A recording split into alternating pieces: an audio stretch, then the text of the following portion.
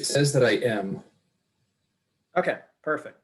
So there you go. Yes, we do intend to record it. We'll also be taking notes as well in case we have any sort of technological meltdown. But we will be recording this. So yes, if you do have questions or want to receive a copy of this afterwards, we can accommodate that. So great question. Appreciate that. Okay, so I'll run through just some high level facts about the property and the history of the site. So the overall property is about 383 acres, located at the southeast quadrant of the intersection of Reed Market and 27th. It was brought into the urban growth boundary in 2016, along with a handful of other properties with the big resolution of the urban growth boundary in the city of Bend. When the property was brought into the urban growth boundary, there was quite a bit of analysis that went into that overall decision. And the zoning and the residential densities were all determined and assigned at that time. So all of that has already been determined and was a part of that decision. You may be familiar with this property as the DSL property, and the reason for that, fairly simple, but it was owned by the Department of State Lands and was a state-owned property until recently, just this past year, when Gary Miller, who is the managing member and developer of the Stone Creek Master Plan in Bend that you're probably familiar with, and a number of other communities. Gary bought the property this past year with the intention of advancing it through the master plan process and then seeing that the property developed. The master plan process itself is a requirement by the city of Bend. And when the zoning and the densities were assigned back at the time of the urban growth boundary expansion, it was understood that we generally want to see this composition of land uses throughout this site, but it was understood that there's a lot of site-specific context that needed to be taken into consideration that will ultimately define the exact orientation of land use districts throughout the property. And so the master plan process is really designed to allow for that next refinement of planning to say, okay, we're going to take these big blocks of land use and of land use designations, and we're going to refine it based on the road corridors and topography and natural features and that sort of thing. And so that's the nature of this process, is to come in to the city with a more specific plan that says, here's more precisely where we want to see our single family zoning and our medium density zoning, and here's what we think the appropriate scale of our commercial scale and location is of our commercial areas, and that's what we're doing here. Also, with the exception of a small corner of the property that's up at the northwest corner, the entire property is outside of the city of Bend. And so alongside that master plan application is going to be an application for annexation into the city of Bend. Joe, would you mind advancing?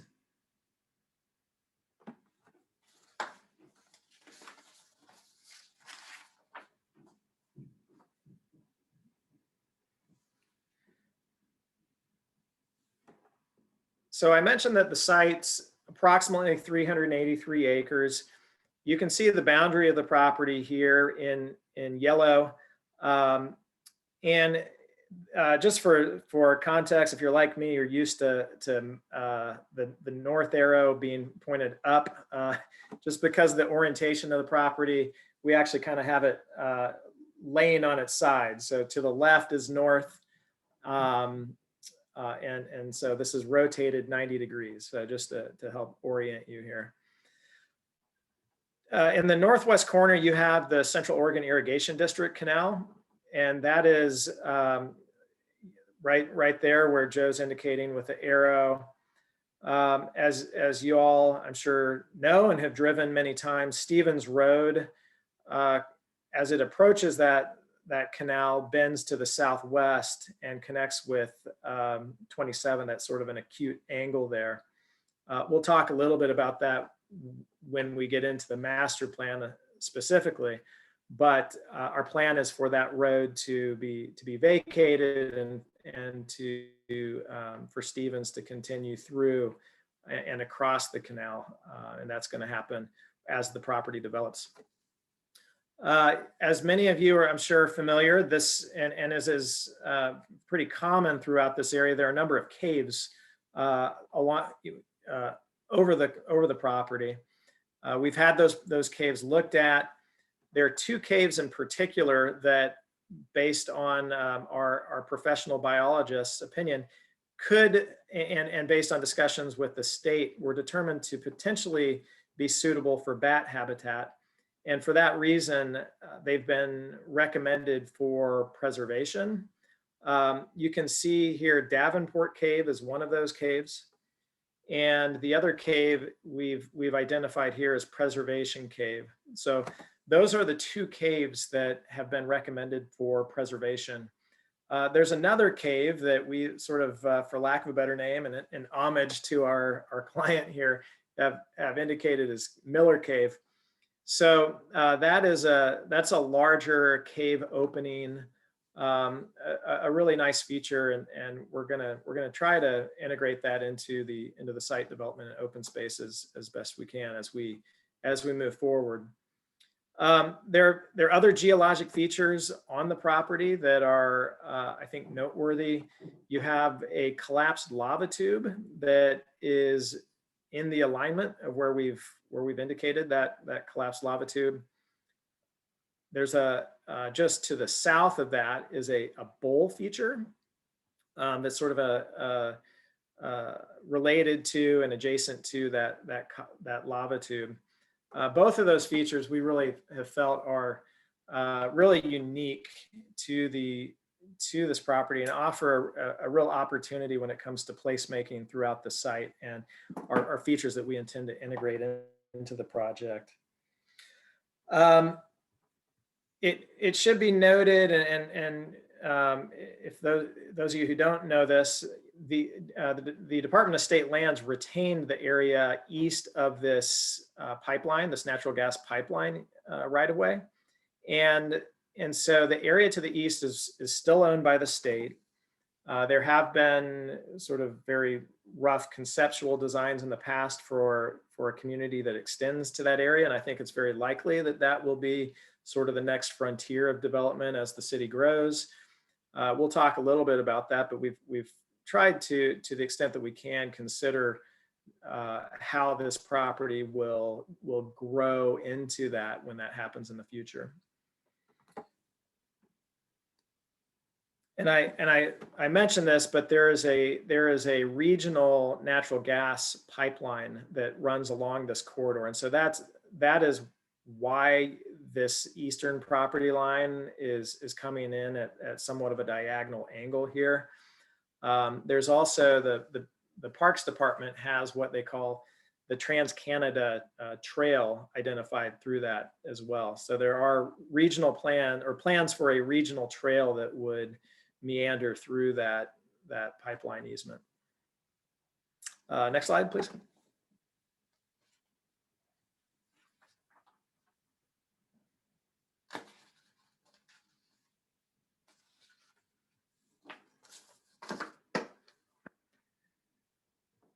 So we've got a few pictures here that I think are indicative of the conditions that you would experience if you walk the property. These are from the property, and so on the left you see this is the entrance to one of the caves on the property. To the right you can see fairly fairly ubiquitous kind of high desert habitat that you would see in this area. This is a condition that you see pretty consistently throughout the property. Next slide, please.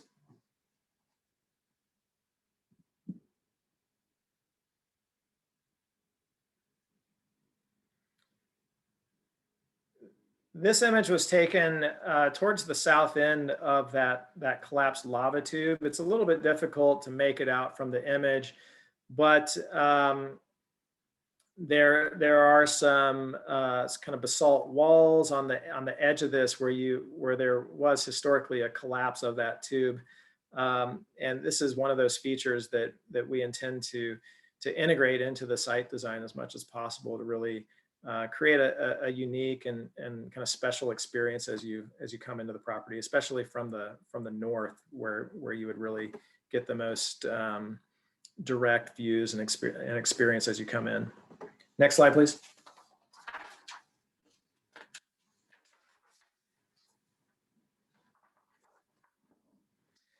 So I mentioned that zoning was applied to the site when the urban growth boundary expansion occurred. This is the zoning that currently exists. Actually, it's the comp plan designations. But these are the general scale of the zones that have to be applied throughout the property. So one of our objectives as we look at this from a design perspective is to figure out how these fairly blocky, pixelized zoning districts that are on the property, how they morph and adapt to the site context, which is a design objective. You can see that, and I should have mentioned this when we spoke to the site conditions, there's a historic landfill on the property, obviously no longer in operation. And we are working with, and Gary and his team are working with DEQ to determine when and how that gets remediated and incorporated into the development. It was household waste.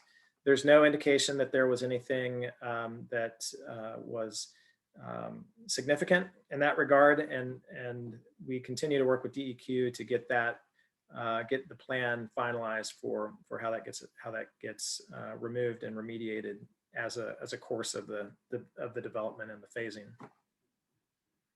Next slide, please. Reed? Yes. And can you tell us what those zoning designations are, those codes? Is there a legend somewhere that helps us to understand what those mean?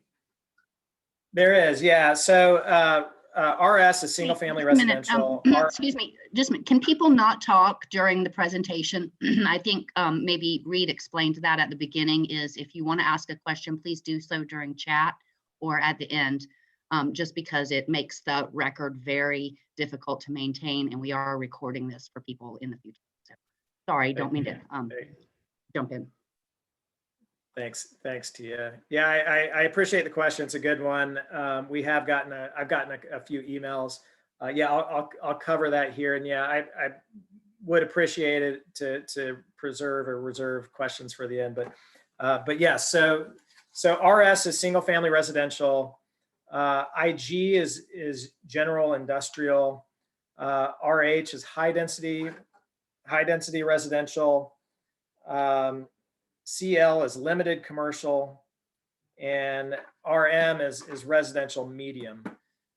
So you have essentially three sort of gradations of residential density and intensities, and a couple of kind of zones that are intended to be sort of smaller scale neighborhood commercial and broader, larger scale commercial, along with a general industrial zone. The other thing when it comes to the industrial zone is that there was a requirement by the city to preserve and retain a single 50-acre industrial site. This is one of two of those that they determined were necessary in the city. The other one's in Juniper Ridge. And the 50-acre site that we determined was the optimal location for that is the one that Joe is indicating there with the arrow at the south end of the property, adjacent to and accessed from Ferguson.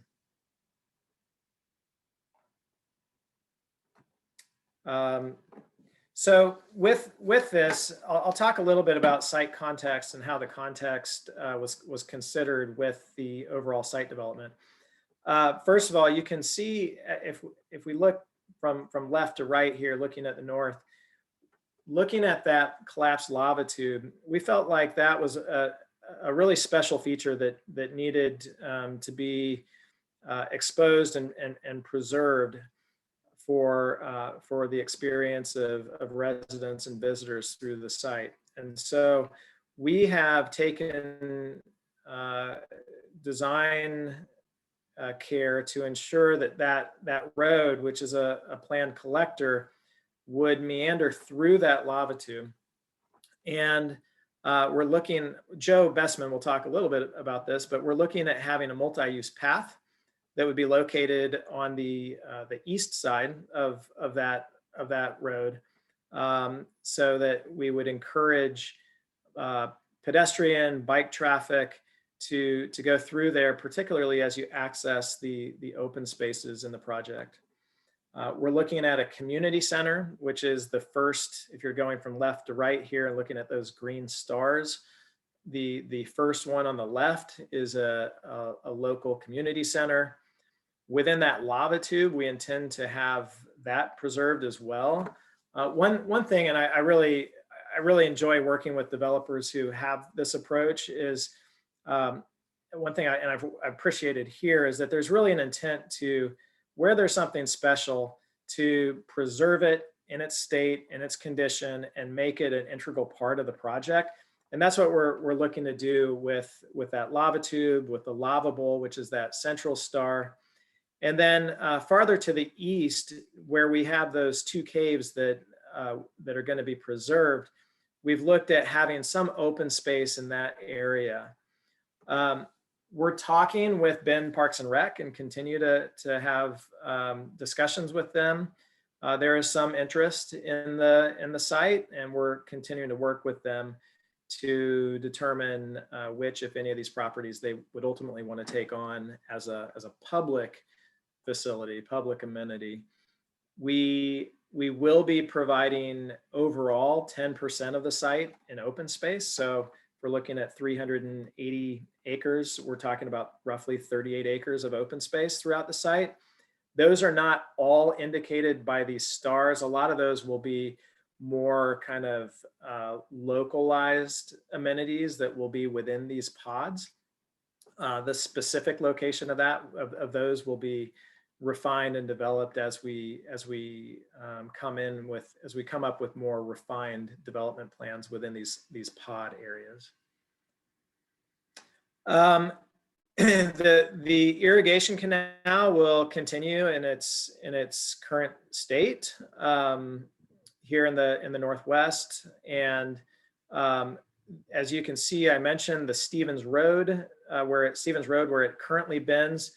We are assuming and planning that it is going to be vacated, and that Stevens will continue on and cross the canal. And so you'd have a single continuous corridor through there.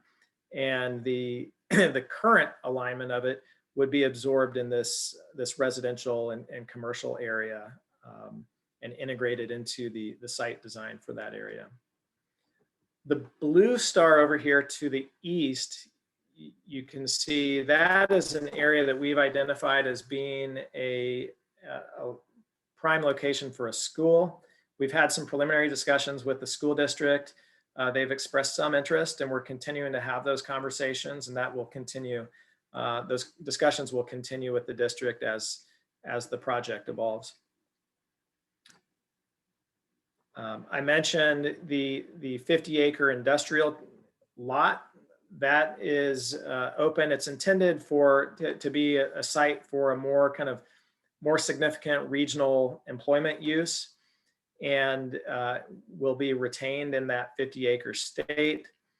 The industrial back to the east, and east of that, on the east side of the north-south collector, that's intended to be more of kind of a campus style, maybe smaller scale kind of an employment industrial use compared to what that 50-acre site is intended for.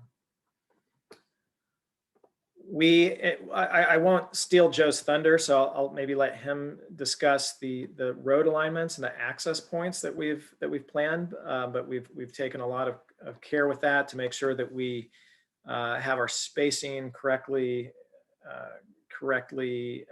configured. And I'll let Joe tackle that. He'll do a much better job than I would. The RS, like I mentioned, is single family residential. So that would be primarily detached, but a mix of duplex and maybe some less dense residential product in those areas. Given the high traffic volumes that occur on 27th, and in particular the noise that comes from that, we've taken the approach that we think that the more sort of the larger building scale uses would be best suited to be along that corridor and kind of use that building massing to provide some of that buffering from that noise.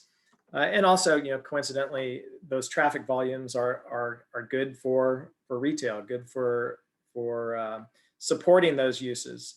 And so it's sort of a double function there of using where the market would probably rightfully say those uses should be, and then also provide some of that buffering from that noise intensive road corridor and the single family residential. With that, I'm going to pass things on to Joe and let Joe discuss the transportation.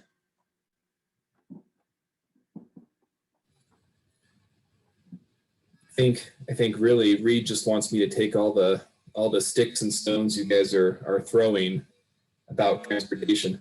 So welcome everyone, and thanks for coming to join this meeting. Really appreciate it. My name is Joe Bestman. I'm a professional traffic engineer with Transite Consulting. I live here in Bend. In fact, I live here in Southeast Bend, as does other members of our team. So we're very familiar with this site, with a lot of the issues. In fact, I've worked on a number of projects surrounding this, maybe some of your own subdivisions, in fact. So we're certainly aware of a lot of the issues, and right from the outset, sat down with city staff to say how can we solve some of these regional problems that we have and some of these regional needs.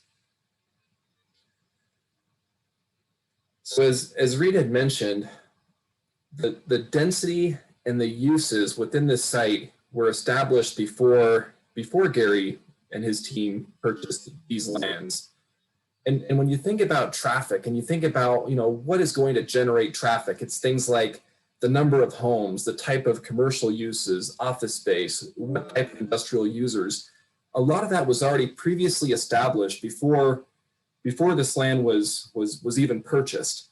And so our job was really to figure out where on the map to put those colors. And Reed just went through that detail, explaining why we put those more intense uses along the 27th Street corridor, and that's really to keep the arterial levels of traffic next to that arterial system. The other thing that happened was the city of Bend was working on updating their overall transportation system plan. And this is a framework for how all the traffic in the city needs to flow, needs to function. And that plan really dictated to us and our team where we need to make the major connections.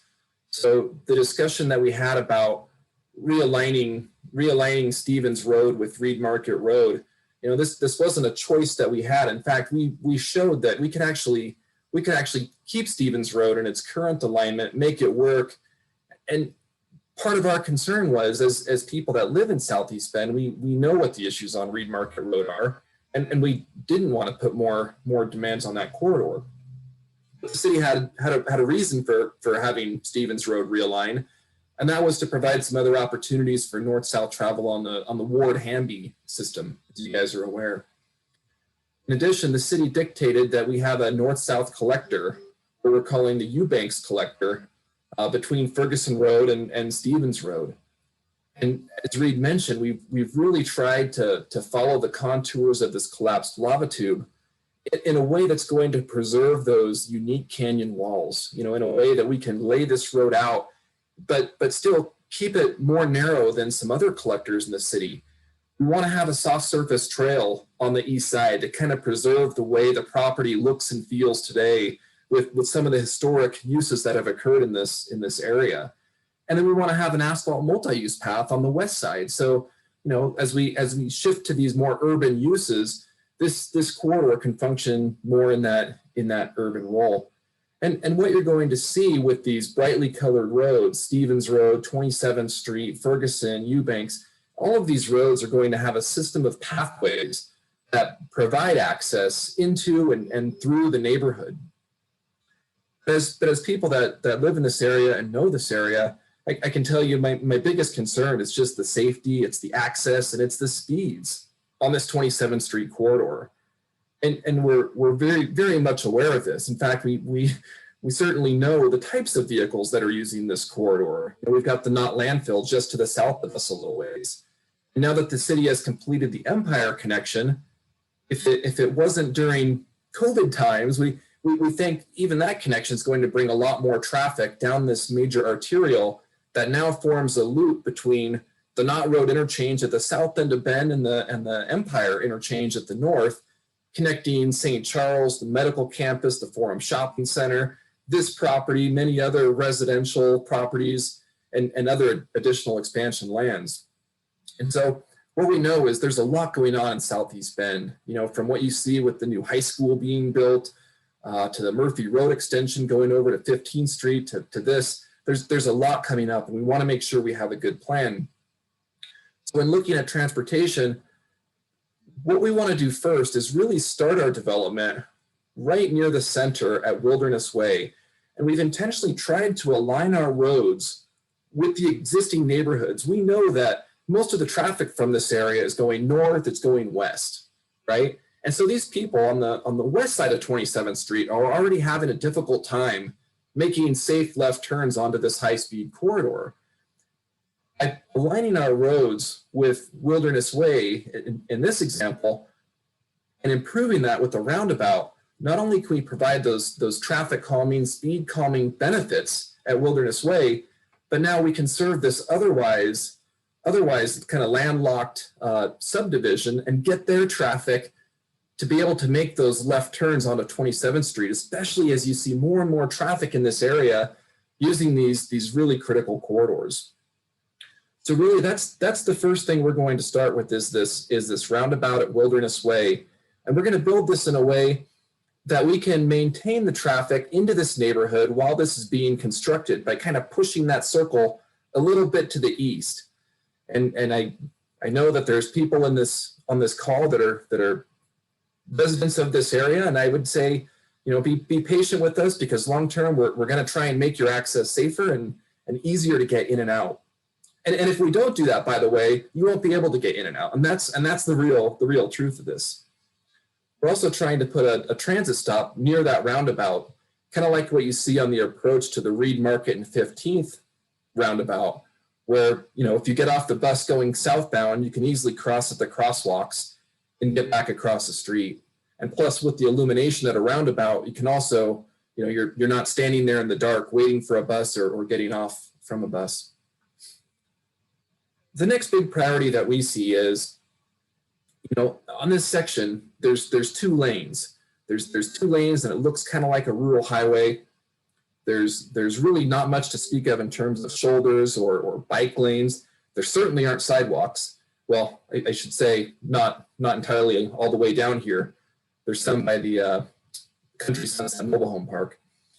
But what we want to do is build an entire path all the way from Reed Market Road that would extend along the east side of 27th Street all the way down to Ferguson Road. That's going to be a 10-foot wide asphalt path separated from the road, separated from the trucks, from the vehicles carrying yard debris, trash, whatever it is that's falling. I mean, we want to get a safe place where you can have kids on bikes or people that want to ride bikes or walk on the entire mile of frontage that we have here. So that's the second priority. And what we're trying to do is figure out a way to construct that entire pathway all at once. Even though we might be building homes over here and some commercial uses here, you know, little pockets here and there, we want to get that entire system in place. We know how critical it is. And then for all of us, we certainly are aware of Ferguson Road and some of the challenges with the vertical, the horizontal geometry the speeds around here. And so this is another high priority location that's going to happen within the earlier phases of this project, not at the very start, but within the earlier phases of this project. And if you look at Ferguson Road, it does a couple things for us. One, as people are coming down this grade here and coming around this corner, it'll help reduce those speeds and really allow Ferguson Road to get onto the 27th Street corridor. Right now, the city is putting a lot of money into extending Murphy Road across the Burlington Northern Santa Fe rail line.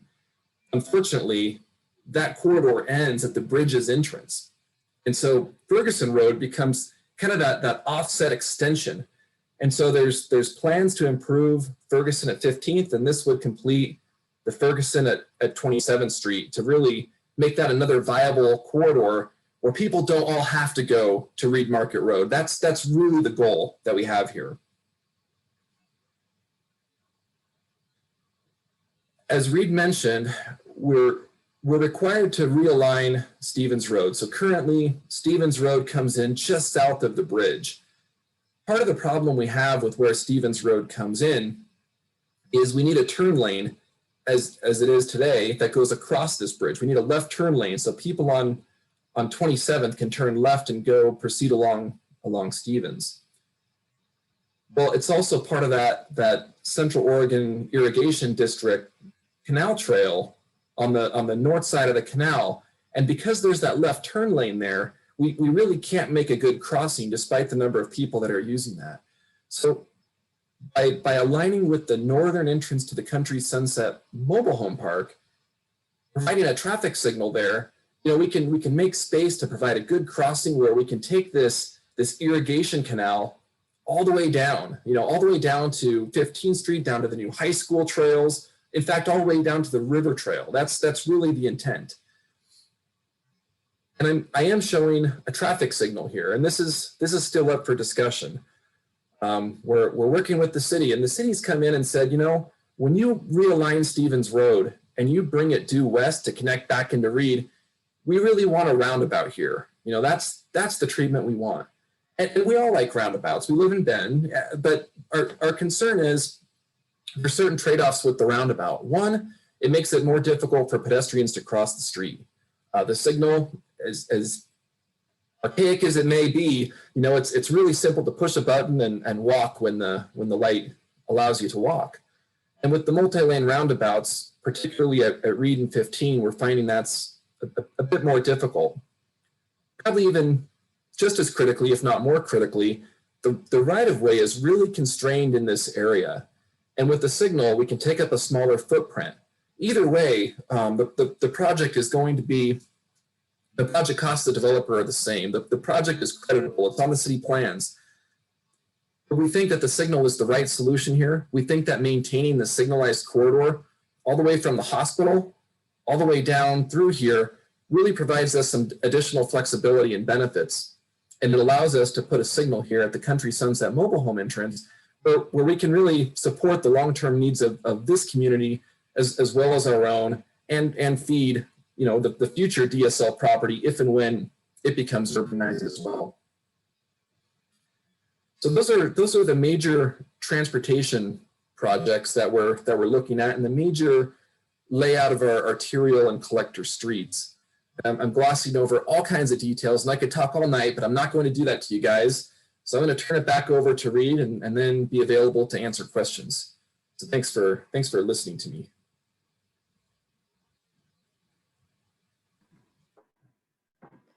Thanks, Joe. I appreciate it. Do you want to advance to the next slide? Okay, great. Thank you. And then, so appreciate, I've seen a number of questions roll in, and thank you for your patience. I will pull those up. I think some of these we've been able to address as we've been going through the presentation. But I'll go through them one by one. The first question was, what happens to the caves that are out there? And so I think we mentioned this, but there are two caves in particular that will be preserved. And there's a third cave that we are intending to integrate into the open space Other caves, we're gonna attempt to integrate others as much as possible. I did see a note just maybe on the same subject, a few questions down, that there are 4 caves listed, but not all 8. That's true. We kind of spotlighted the ones that we particularly intended to preserve and open the property. So will this be recorded? Yes, we are recording it. And I would say if you would like a copy, you could email me and we could find a way to get that to you. How's the additional traffic on 27th going to be addressed? I think Joe, covered that, but Joe, is there anything that you would want to add specifically on that question? You know, I don't think I mentioned that when we rebuild 27th Street, when we start to build the individual phases along 27th Street, we're going to be reconstructing it. It won't be a 2-lane road. It'll be a minimum section of a 3-lane road. It may widen a little bit more as we approach intersections if additional turn lanes are needed. But it's going to have a center turn lane along this entire mile of frontage, obviously a northbound and southbound travel lane, a buffer strip, a bicycle lane, in addition to the pathway on the east side that we talked about. So that will provide more capacity than it currently has, and a much safer, more urban streetscape as well.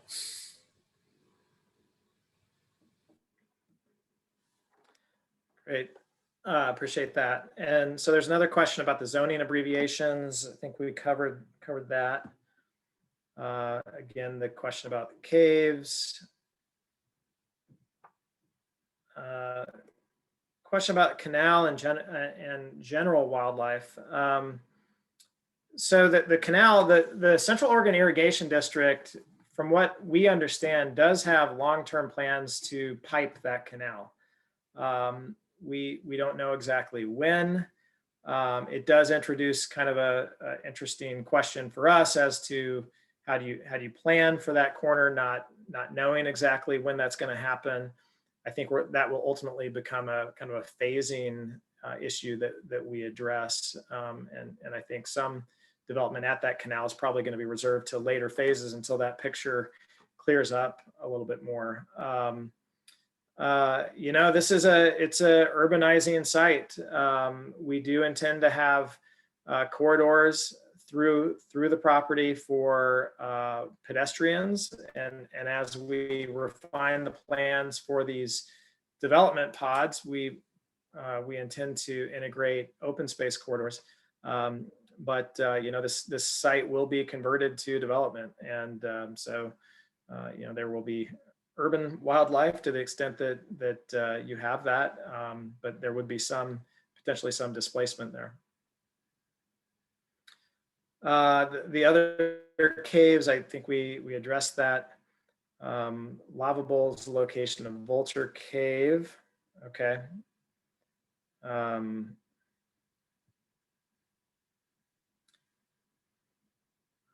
Did the zoning on the east section of the DSL land change to MUA 10 last year?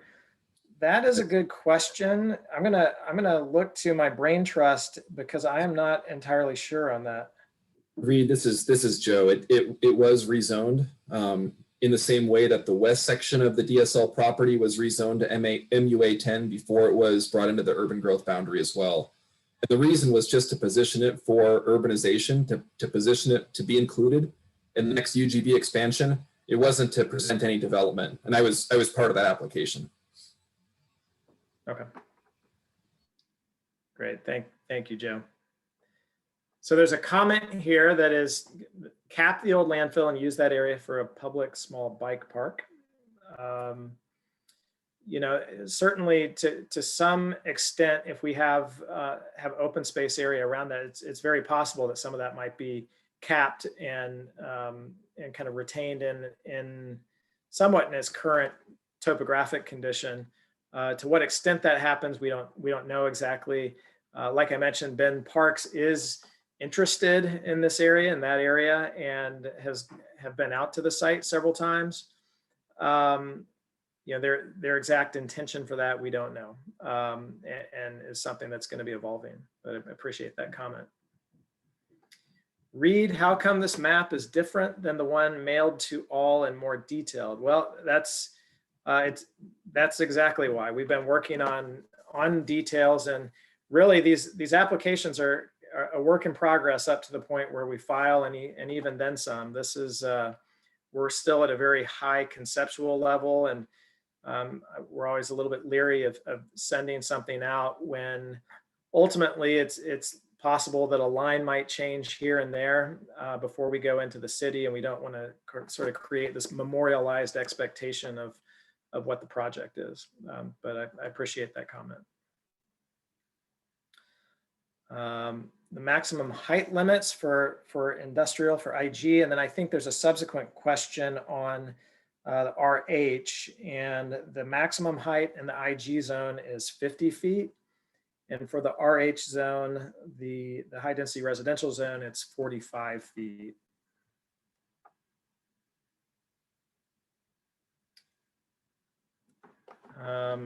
This next question, I saw this, I'm not entirely sure I understand it, but it's how do you intend to keep the canal intact but run Reed Market Stevens through it? We're not going to run Reed Market and Stevens through it. There will be a crossing over it, so there will be a bridged crossing of that canal, but the canal would be intact. Our proposal does not involve any change to that canal. Like I said, the Central Oregon Irrigation District has indicated that long-term they intend to pipe it. That's not a part of our project or our proposal. The next was a question about the height limit for RH, and like I mentioned, that's 45 feet.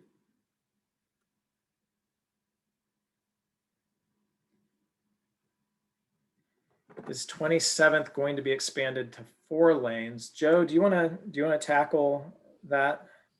Yeah, so when I mentioned that the city was working on their transportation system plan, they looked very closely at that, and there's a number of policy decisions and discussions that are included. What they're trying to do is build these parallel routes like the Eubank Street connection and improve the Ward-Hamby system so that they don't have to further expand and extend that 5-lane section. But I think whether it happens within this 20-year planning horizon that extends through 2040, or whether it happens beyond that, I think the reality is at some point, that is the road that's going to be widened to 5 lanes. And you can certainly see that north of Bear Creek Road today. It's not anything we're going to do with our project, though.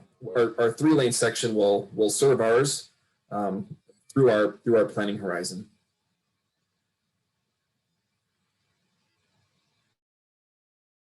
So the next question was the plan for the increase in road noise to the residents of Ferguson. Are there going to be concrete barriers on 27th on both sides? No, there's no plan at this point for any concrete barriers. One of the intentions with this project is to have accesses both from 27th and Ferguson and Reed Market, so that there are kind of multiple points of access for the traffic that is associated with the Stevens Ranch project. Obviously, background growth and growth of traffic on that facility is going to continue kind of with or without the project. I don't know that there's really a way to quantify the extent to which this project would increase the road noise. So yeah, there's no plan for concrete barriers on each side. And let me just add to Reed that the other thing we can do is we're going to be working to reduce the speeds, and the speed that vehicles are driving has a pretty significant impact on the road noise from the tires and the engine noise. And so as we look at this system of roundabouts and a more urban streetscape, hopefully with a 35-mile-an-hour design speed, I think that's going to have a very positive impact and a reduction in the noise. Now, with that said, there is going to be more cars too, but I think it's not going to be to the same decibel level that's occurring today.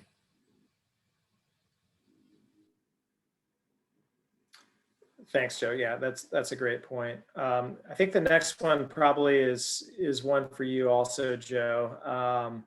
It says detail the access plan off of Stevens into the project. I think the detailed access plan is still something we're working on as we look at the specific layouts. There's still some questions that we have in terms of timing and phasing, particularly south of the Marketplace subdivision, the Hayden Homes development. So I think right now there's going to be connections to Stevens Road, but the exact location that those connections occur in is still unknown. Similar to 27th Street though, Stevens Road is also identified as an arterial. So we will be improving that to a 3-lane cross section as well as development occurs along it to try and make that a little bit safer and a bit more urban.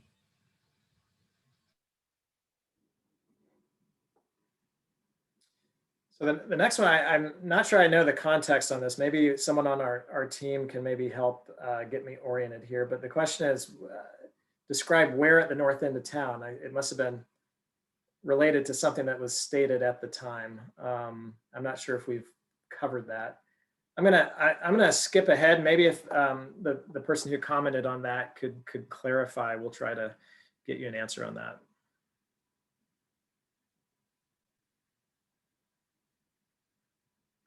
Added noise into the existing neighborhoods. I'm not sure I see where and how that could happen. I don't know if there's anyone else from the team or Joe, if you have any thoughts on that specifically.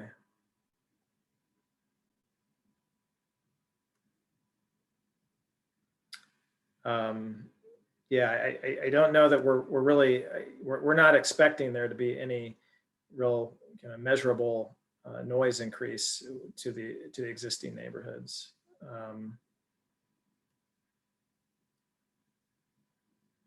Will the development of this area lead to the expansion of the sewer line and forcing existing residents to tie in?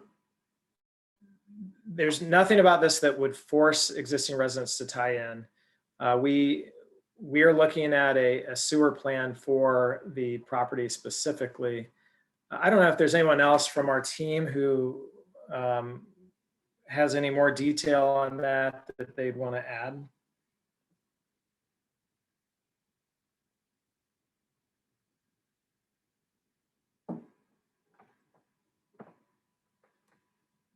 Okay. Doesn't sound like it. So let's see. I think just a general statement about there being problems getting onto 27th from Ferguson. I think, you know, with the provision of the roundabout, obviously our intent is for that to facilitate turning movements and flows through that area.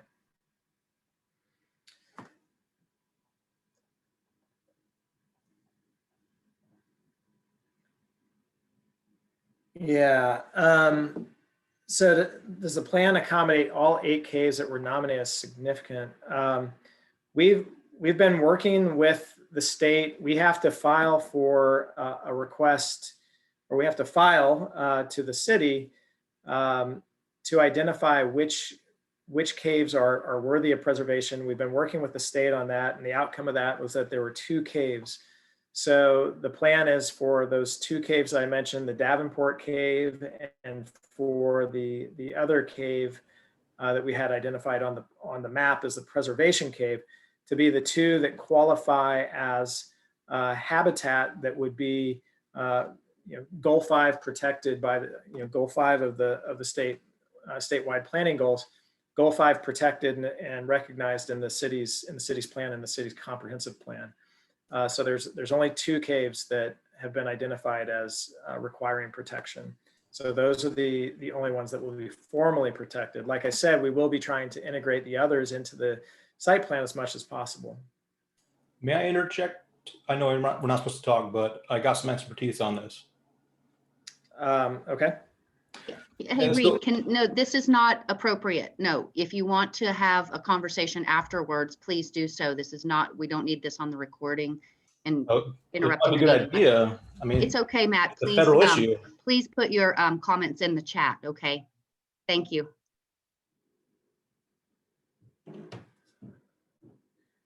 Is that a roundabout at Wilderness Way? So yes, that is the intention, for there to be a roundabout at Wilderness Way. We as a developer do not have any powers of condemnation or the ability to take property. That would be, take right away. That would only be the city. Let me just add on that. For the Yeah. Wilderness Way roundabout, our whole plan is shifting the roadway alignment to the east. And so I think what it's going to mean is that the 27th Street corridor is going to be farther from your house as this roundabout is built. And that's going to give us the space we need to put that in without taking more or any of your property. You can fit that within the right of way.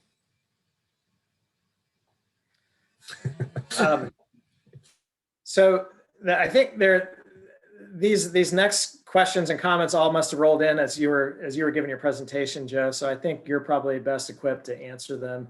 The first one is related to a question about a bus stop proposed outside Ponderosa Estates. Do you want to tackle the next handful of them here? Yeah, the bus stop is planned around the roundabout, as we discussed, to try and provide those pedestrian crossings as well as the illumination. So I've talked to Cascades East Transit. They think that that's a good centralized location within the site that would be suitable. Southbound traffic is nearing critical mass. Yes, it is. I'm aware. I think that with our improvements with the left turn lanes along the corridor, I think that's going to help a lot. I know right now it's very difficult when someone wants to turn left and the vehicles traveling at 50, 55 miles an hour behind them don't also want to turn left. So I think this is going to be a good improvement for the area. City has messed up traffic flow. I can't comment on that, even though that wasn't me, and I'll deny ever doing any of that. Let's see. There are plans to add a center lane and right turn lanes, both north and south along 27th. So our plan is to add a center left turn lane, the entire length of the corridor, but we don't want to add the right turn lanes. And the reason we don't want to add right turn deceleration lanes is that as you build those, it takes that first vehicle out of the travel flow and it allows that second vehicle to go even more unimpeded. So what you typically see is on a highway, that's a really good treatment. And if you want high speeds and high mobility, that's very effective. If you want this area to urbanize and to reduce those speeds, then you want to keep those decelerating traffic movements in the traffic flow. And so that's why we're pulling out the left turns because they have to stop, but we're keeping the right turns in, knowing that it is going to create a little bit more turbulence and keep our speeds a little bit lower.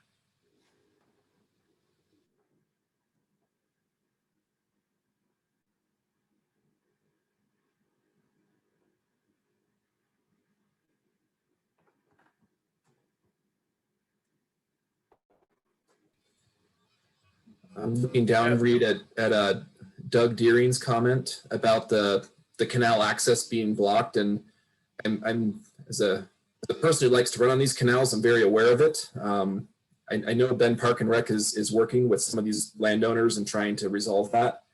It's really part of their long range plan to have that COID trail connection extend all the way back to the Deschutes River Trail.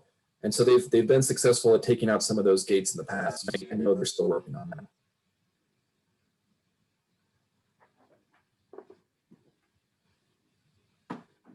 Go ahead, Reed, with the next one. Okay. Yeah, so I think the next one is just a comment. This is my neighbors and I that back 27th from Ferguson Court want a concrete barrier like the Parkway put in if this is going forward. Okay. Noted. I don't know, Joe, if there's any comment or observation on that. I don't think that's a viable option or solution here. It's not a highway. Yeah. And again, I think if we can slow it down, we can make it look more like an urban road. Mm-hmm. I think we've talked quite a bit about the caves, and so I'm going to skip to cars on 27th and widening the road. I think we've covered that. And I do want to do a time check. It's 6:59. And we want to make sure we answer questions. So we'll hang on. If folks do have to leave, please, you have my email address. Feel free to email any follow-up questions that you might have. We will be keeping record of this, and if you send me an email, we can distribute that.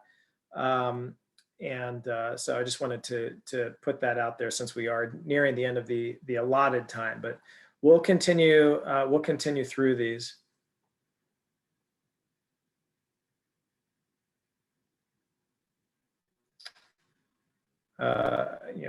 A comment about a center median on 27th.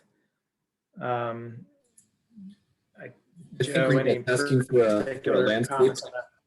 I think that's asking about a landscaped, raised and planted median, and there may be those opportunities, especially since, frankly, there isn't that much access onto this corridor. So that's something we can look at. Yeah. So there's a comment here about survey markers with proposed park boundary on them placed on the property. The Parks District asked that we approached them about a couple of different potential sites, and they asked that we stake those out so that they could go out to the property and understand where those were, better understand where they were in the field. So that's what those stakes are.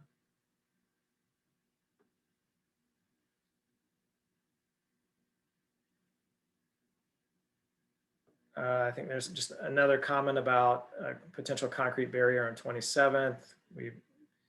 Joe discussed that.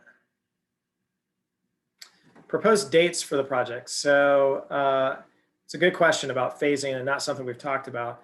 How long will the rerouting of Stevens take? How long will the high density residential area in the northwest corner take to complete? How will the adjacent property owners be accommodated during all that construction? So we intend to file for a master plan later this month. That we expect to take at least a few months of city review before we're at a decision on that. We're still working out the phasing of the project to say exactly when the rerouting of Stevens will occur. I don't think that that's going to be a first phase of development. And so, the rerouting itself, I don't know if Lynn or anyone else on the team has additional thoughts on this, but we would look to have alternative access provided for Stevens to get it over to 27th before that would be shut down. So there would be careful consideration of a traffic management plan to make sure that when that is vacated, that there's alternative access over to 27th prior to that. And that traffic management plan would certainly consider adjacent property owners and making sure that traffic can continue to flow, access can continue to be gained during that construction. All those types of details would be figured out, will be figured out down the road with a construction and construction plan and traffic management plan.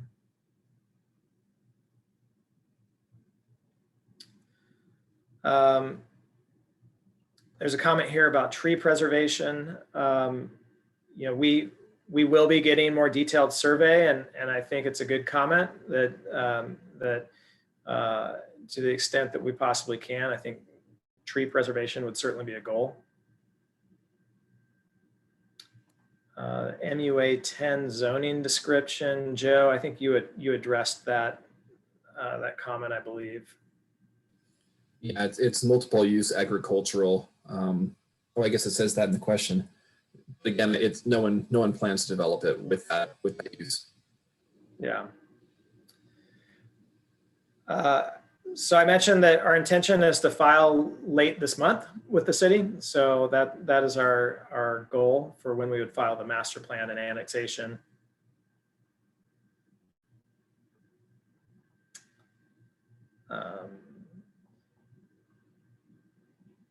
So RH, that's high density residential. I think it would be any sort of attached residential product. It could be townhomes, it could be apartments, but a higher density residential type structure is what you would see within those districts.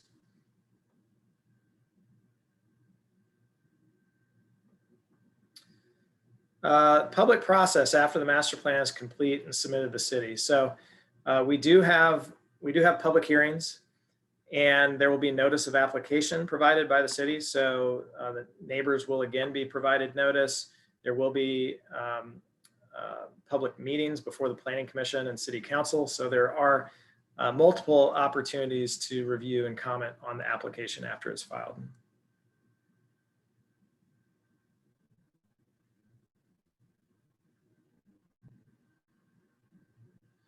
Is there a plan for change on the corner of Ward and Stevens Roads? That's a good question. Joe, It's a correct question. There is, and in fact, I glossed over that. But yes, we are looking at putting in turn lanes. The timing and the specific details are still to be worked out with the county. But yes, we are looking at an improvement there. Mm-hmm. Okay. It says, why not a signal at 27th and Wilderness rather than a roundabout? Joe, any thoughts on that? Yeah, the city has a roundabouts first policy. And frankly, I do think that at Wilderness Way, it's going to be a good treatment there to address some of the speed issues. I think that Wilderness Way would make a good break point between the signalized corridor to the north and the roundabout corridor that's planned, not just at Wilderness Way, but then at Ferguson, at the Diamondback Lane intersection as part of the Southeast Area Plan. And then of course, the new roundabout on Knott and 15th, maybe even someday one at Rickard Road.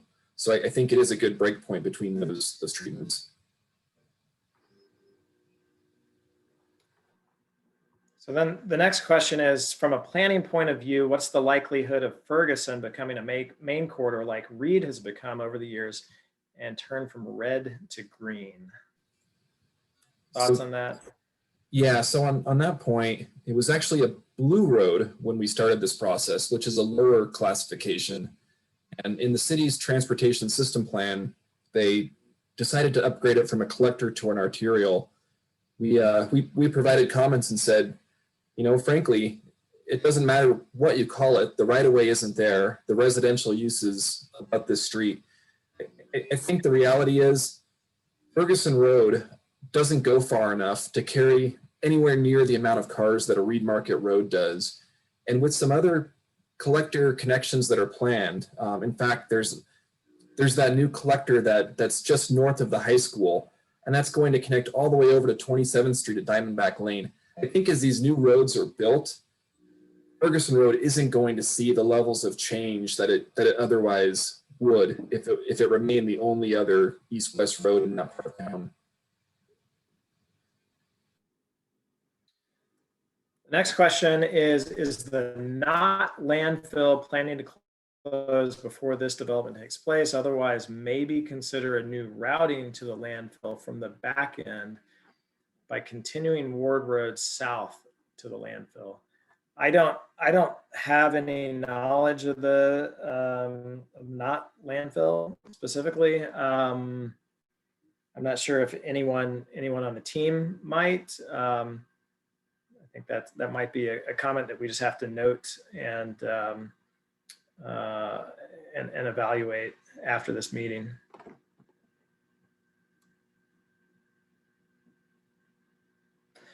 There's not a place on the City of Bend website to get copies of the latest maps. Once we've filed our application, that will all be public record and available through the city.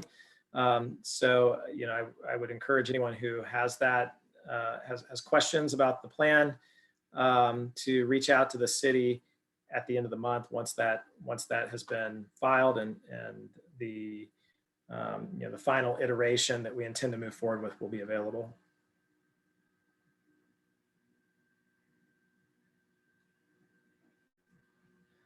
What's the procedure to submit objections to the proposed master plan? Well, like I mentioned, there is a public process involved with the plan, and there will be opportunities for residents and for interested parties to provide comments to the city.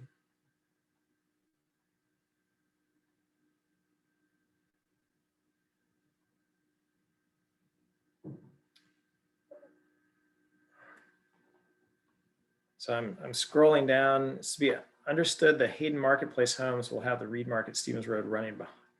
Is it to be understood that the Hayden Marketplace homes will have the Reed Market Stevens Road running behind them with an overpass over the canal? Yes, I believe that's right. Correct, Joe? They were actually designed specifically to accommodate that overcrossing over the canal. So some of the grading work was actually set up with that specific intent.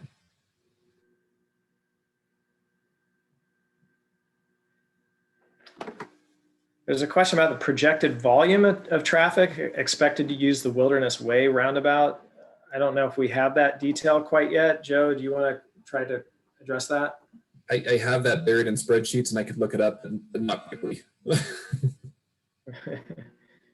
Okay.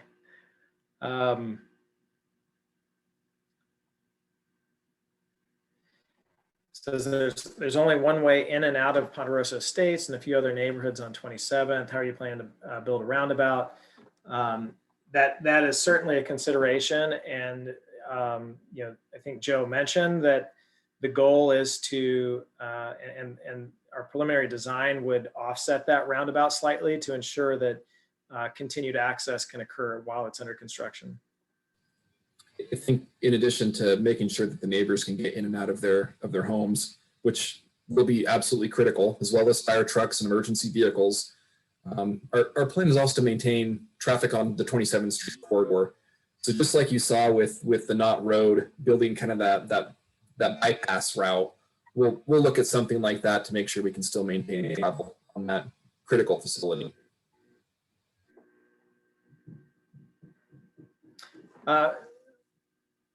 There's a question about rough timeline, begin in 1 year, 3 years. So is there anyone from our team who wants to speak to that generally? You know, we do intend to start as soon as possible with the first phase. And if we can, I think if we could break ground as early as this next summer construction season, we would. From a longer term standpoint, it's a big piece of property, obviously. And, you know, I think we're probably, you know, Gary or others correct me if you feel otherwise, but I think we're talking probably a 10-year phasing, I would imagine, as this property builds out. But any comments from the team on that?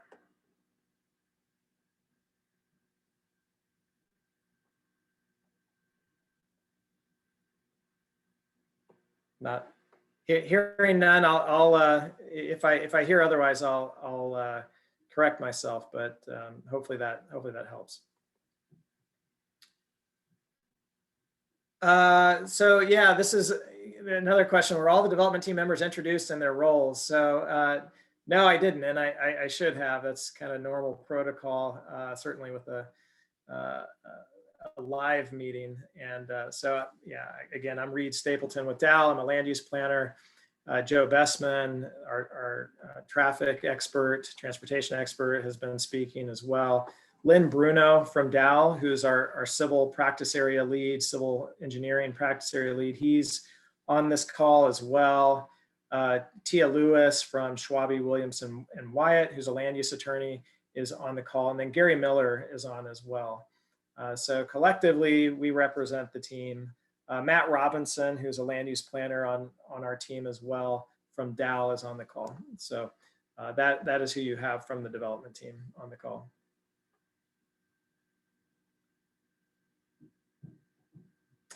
Can planning consider dark night initiative to limit light pollution? You know, I think that's something that we can work with the city on, and I don't know. You know, certainly as we get into those details, that's a you know, lighting design is something that would be addressed down the road in a subsequent you know, subdivision plat and site development application. Once we reach that point, the first step, like I mentioned early on, is to get through the master plan process kind of set the stage and the canvas, so to speak, for those future designs to come into the city. But I think, lighting and cutoff fixtures and all sorts of measures to reduce glare can be integrated with the project when we reach that point.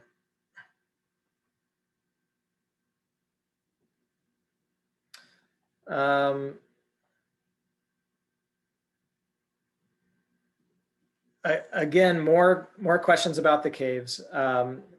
From what we understand from our biologist is that there are 2 caves that are suitable for bat habitat and are to be preserved. And so that is our goal. There's another cave that we've identified that we're trying to integrate to the extent that we can fold in other caves and leave them in open space. We intend to do that.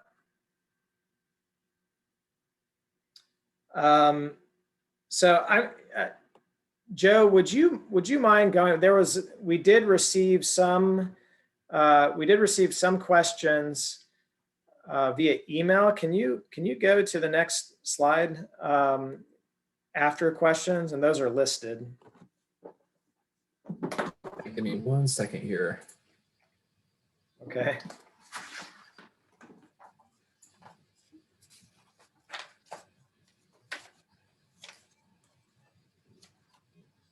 I think we've covered a lot of them, but I want to make sure.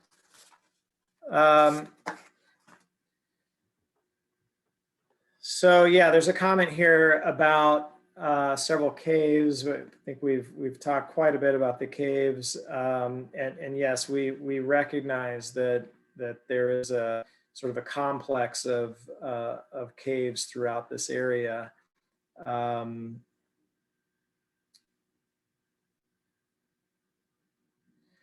Why is there no indication of parks or nature areas in the plan? Well, part of that's that they're still being defined. We've indicated where 3 of the larger kind of nodes of open space will be, and those are those 3 stars that I mentioned early on in the presentation. Those form kind of the hub of where we expect a lot of the outdoor individual open space areas within those residential pods as well.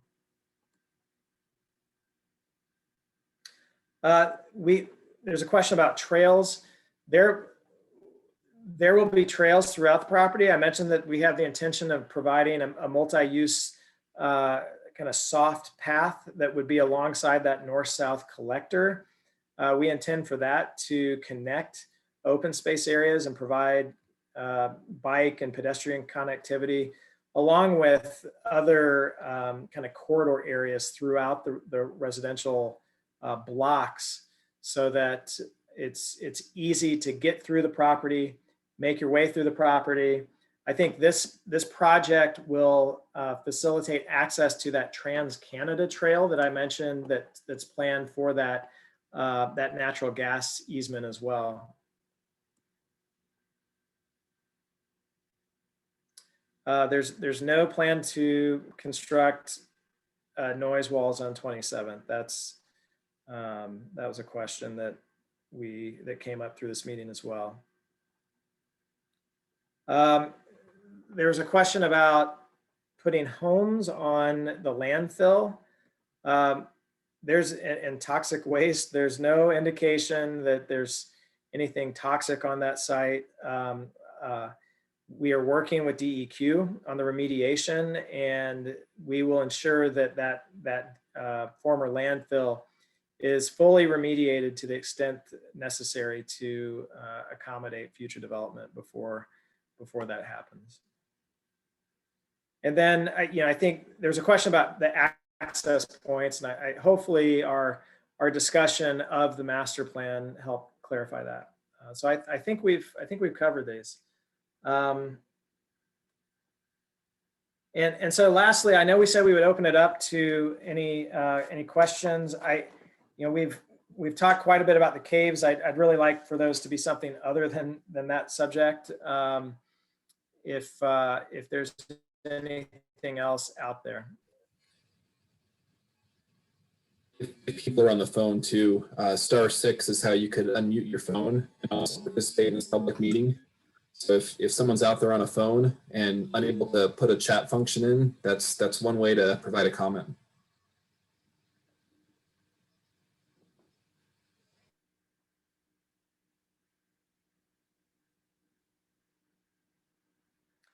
Lastly, these comprehensive plan policies, these are, if anyone's interested, I know we talked about the fact that sort of the benchmarks and the planning for this, there were a lot of benchmarks that occurred in terms of the zoning and the scale of the zones within the property.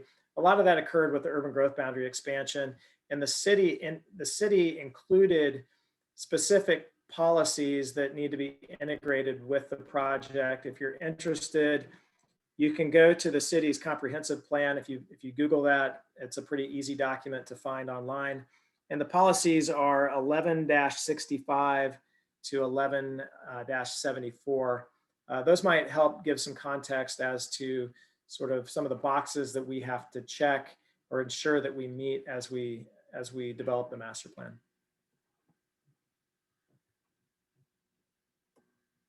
So with nothing else, we really appreciate your time.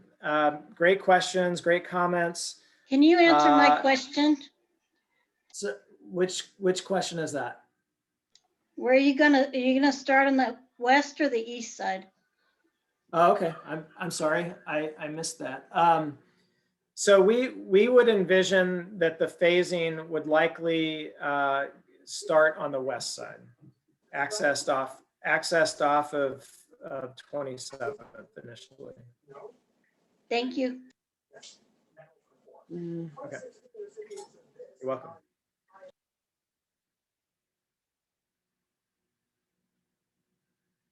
Okay, well, thank you so much. Really appreciate your time. And again, any questions, feel free to email me or contact me at the phone number I think that was listed in that in the invite to this. And have a great night. Thank you. Mentioned taking questions after the recording. Is that okay?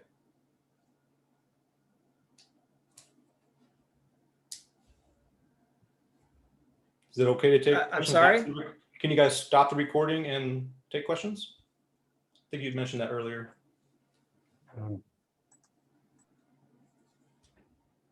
Yeah, I think now that we've gotten to all the answered questions. I think if there are questions. Sorry? Sorry, go ahead, Tia. I'm sorry, who's got the floor? This is why we didn't want to do this. All right, so I'll take this opportunity to address. So I'm a little confused. You had mentioned 2 to 3 caves that might be protected because of wildlife. So I'm not sure why the emphasis is on wildlife, because the Federal Cave Resource Protection Act, which these caves were nominated under, distinctly notices that there's several factors that go beyond that, recreational being one of the obvious ones. And they were nominated by the BLM in Prineville back in the late 90s. And then after that, when it was transferred to the Oregon Department of State Lands, they had that grandfathered in. And that's why they contracted me to do their bat management plan, so they could have a proper plan in place for these caves that were nominated. And so that has to be grandfathered into anybody else that buys the property. So, if you look in the plan that I linked in the chat, it goes over 8 caves that they recognize, and that's what it's for. 8 caves that are protected by the federal law under the Federal Cave Resource Protection Act. So when you say 2 or 3, sounds like you're intentionally leaving out 5 that are federally protected. It sounds like you're opening yourself up to potential litigation. There's no wiggle room. They're significantly recognized by the federal government, no matter who the owner is. Could you comment? So yeah, so Reed, I'm gonna take this one. When we purchased the property and when the city brought it inside the UGB, it was subject to the master plan policy that required an EC analysis conducted by a professional wildlife biologist, which had not been done prior to this current application. There had been no professional wildlife biologist analyze any of the caves, whether it was for wildlife habitat or bat habitat significance. So that was our requirement, was that we perform the EC analysis, and we did that in conjunction with the DSL and the cave management plan that you provided, which will be a part of the public record and a part of the application process as we go forward. And so that EC analysis conducted by the professional wildlife biologist determined 2 caves of significance for preservation under Goal 5 in the state wildlife resources requirement. And so that is what that report will be a part of the record. Those 2 caves will be protected by our master plan. And as Reed mentioned, in addition, all 8 caves were studied as a part of the EC analysis, and recommendations were made for development restrictions or development plans related to all of the caves, but only 2 were found significant for habitat, warranting specific protections for the entry and the habitat itself. And again, that report will be a part of the record, and we will make sure that you have an opportunity to see it and comment on it. As far as the federal listing that you were referring to, I can't really comment on that because I don't know about the requirements associated with that, other than the reports that we were required to do for the master plan. So it sounds like the reports you're referring to with the master plan were with the Oregon Department of State Lands, now the Division of State Lands. When they got the property from BLM as part of an agreement between the state and the federal government, the BLM was required to investigate what they had for caves on there, and that's when they nominated the caves. It wasn't something that came later in the master plan. It was done through the Pineville BLM, I think in 1997. And so that's when the nomination occurred, and it was grandfathered into ODL, ODSL. And that's why ODSL had me do all 8 caves. It's because they're all federally recognized. So you didn't have to do anything because it was already done by the BLM. You know, there was no need to redo the work that they already did for you. I have a report. No, what I'm telling you is we were required to do this work as a part of our master planning by the city and the state. Yeah. Okay. But I'm not saying it diminishes at all the work that was previously done, and it partially overlaps, and in fact incorporates and includes a lot of the work that was done prior, that EC report, which we will make available, but it's just currently not yet.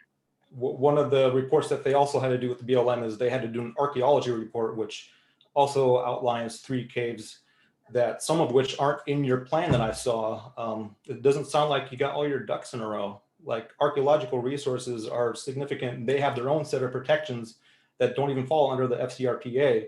You know, they have 3 or 4 different federal laws regarding artifacts.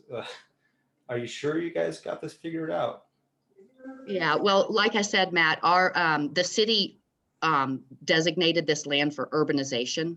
And so a lot of our requirements are dictated by the city's urbanization policies. So that's what we're doing, is following the city's urbanization policies. At the time that this property was brought inside the UGB and designated for the densities that we're currently planning, it may have been that those plans were addressed. I don't know that answer, but we're following our obligations to urbanize the land in accordance with the city's urbanization policy. Well, I got the ARC studies if you want them. Sure. Yes, please, please. I think all of our contact information is available, and we'd be happy to take a look at it. Like I said, a lot of this stuff, the UGB plan designations and urbanization policies were done prior to the time that we owned the property by the city and in conjunction with the state. And I'm assuming with BLM, but maybe not. That was prior to our involvement. Yeah, they're the one that started the ball, though. Regarding the bats, you had mentioned 2 caves with bats. Can you be very specific on what caves those are, as it is in the original draft plan? Because you renamed those caves, understandably so, because they're called garbage cave. It was called Garbage Cave, so we didn't think that was very, when we're trying to create a park around it, we thought maybe we'd So it was Garbage agree. Cave 2 and Davenport were the two that they determined to be significant for bat habitat. So we left Davenport Cave and renamed the Garbage Cave 2 to Preservation Cave. Well, if you note in the draft plan that I did for the bat purposes, that's what my Mhm. plan is bat management. Yes. The other garbage cave, which isn't in your plan, I noted it could be a significant bat cave if allowed some cleanup. That's, you gotta get the garbage out of there anyway. And once you Yeah, do, and you it's get the very back close in. to Garbage Cave 1, and it's very likely that it will be preserved because that we're trying to create a whole, or excuse me, it's very close to Garbage Cave 2, which we are preserving. So we're trying to create a whole 8-acre area right there that will preserve, really, there's like 4 of them. The one that's known as Williams Cave in the plan also had bat sightings in it. That wasn't in your plan at all either. Yeah, you'll see the EC report. They did study all of those caves and they went through a whole, there was probably like 7 factors that they analyzed the caves for in terms of significance, and determined that Williams Cave was not significant for a variety of reasons. I can't remember right off the top of my head, but it is really detailed in the report, and they did go on site and analyze all 8 caves. When did they do this? I would have to refer back to the report, but I believe it was this past summer. Yeah, bats don't hibernate in caves in the summer. Yeah, well, I don't know exactly, but again, these are wildlife biologists, so they factored in additional information, and there's evidence of hibernation and bat use regardless of whether the bat is actually in the cave or not. So I'm report. I'm Ginger. Okay. You know I'm the what, you vice guys, president of the High Desert Grotto. as And much as I love this a lot conversation, of bat counts, and I'm just saying, with biologists, yeah, I gotta go feed that. my son, but as much as I love this conversation, that report will be available, and you guys you'll have plenty of opportunity to comment on it. So I'm not a biologist, and so I don't want to keep, I really have to go feed my son, and there may be people that have questions unrelated to this bat stuff that Joe's hanging out to talk about with the roads and stuff. So I want to make sure we give an opportunity for everybody to talk about their concerns. But I don't mean to diminish. The report is very detailed. That's fine. We'll get the NSS on it because they'll be better versed in it. Okay, Thank you, Tia. you're welcome. Lynn, Bruno, I have a question about the engineering or the development over the caves. There is a major lava tube system in that area.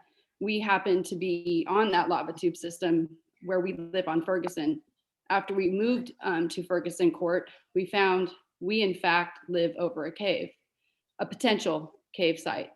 We have had sinking of our house more than 2 inches. We've had to have 10 pillars put in by Terra Firma company from Eugene to restabilize our house. It actually sunk. We've had constant sinkholes in our area because of fractured cave tube systems, lava tube systems. It's a very fragile area, this entire lava horse tube system. It's been studied quite extensively by the Grotto Group, Matt Skeels, and I have concerns for people who will be living over these caves, such as me, who purchased a house recently, to find out that we have structural problems with these sinkholes because of the fractured cave systems. How can you guarantee that these residential homes will be safe being built over these caves? Well, first of all, we're doing the civil engineering for the site. There will be a geotechnical engineer. We are not doing the geotechnical engineering. That'll be their expertise.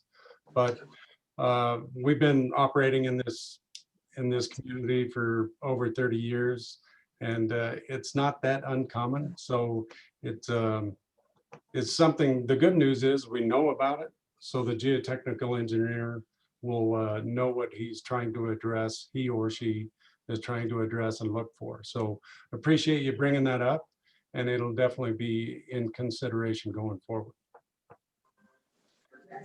Thank you. With that, we've gone about a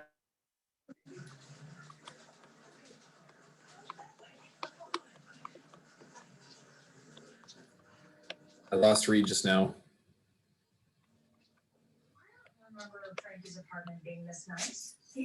I don't know, but this sounds like this would make a good story for the Bend Bulletin and the Source Weekly. If you're focusing just on the wildlife and not the other resources of the caves, you don't got your deal together. And the safety of the residents. Well, Matt, I'd encourage you to read the reports, and once you read those reports, maybe that's a good time to have a discussion. But I think with Reed gone and Tia gone and half an hour over our time, and I know I'm late for another meeting I've got to be on, I'm going to go ahead and stop this recording and call it quits. But I really appreciate everyone being online tonight. And if anyone wants to talk about traffic more, I'd love to. So just reach out, and we'll be happy to be back in touch with you guys. Thanks again for everyone. Appreciate it.